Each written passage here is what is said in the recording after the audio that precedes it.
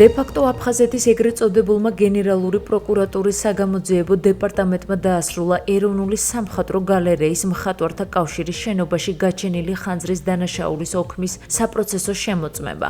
შემოწმების შედეგების საფუძველზე მიიღეს გადაწყვეტილება უარი თქვან სისხლის სამართლის საქმის აღძვრაზე, რადგან ჩათვალეს, რომ არ იკვეთება სხვისი ქონების განზრახ განადგურების ნიშნები. რუსი ექსპერტების დასკვნით ხანძარი შენობის სახურავსა და ჭერშორის არსებულ სივრცეში გაჩნდა. საურავდო მიზეზად კი ელექტროგაყვანილობის მოკლე ჩართვა ან გადატვირთვა სახელდება. სოხუმის გალერეაში გაჩენილი ხანძრის თემას არაერთხელ გამოეხმაურნენ ქართველი მხატვრები. ისინი აღნიშნავენ, რომ დანაკარგი დიდია და ეს საყოველთაო გულის ტკივილს იწვევს. მათი თქმით, მზაობა მათი დახმარებისა და სამხატვრო ფონდის შევსებისა კვლავ ძალაში რჩება, თუმცა გამოხმაურებას აფხაზი კოლეგებისაგან ჯერ კიდევ ველოდებიან.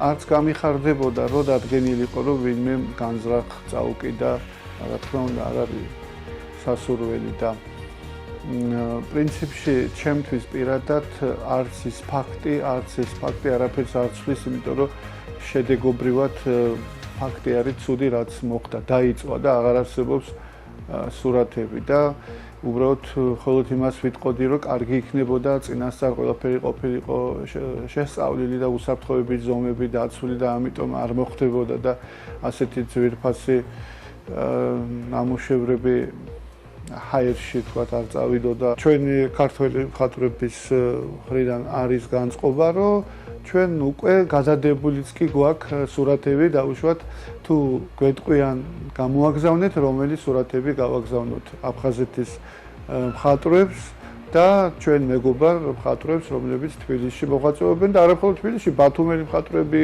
გურიის, ქუთაისის, ყველასთან გვაქვს ურთიერთობა და გვისაუბრია ამ თემაზე და ძალიან კარგი იქნება პირველი ნაბიჯები ზუსტად აი მხატვრების ურთიერთობით დაიწყებოდეს აფხაზებსა და ქართველებს შორის.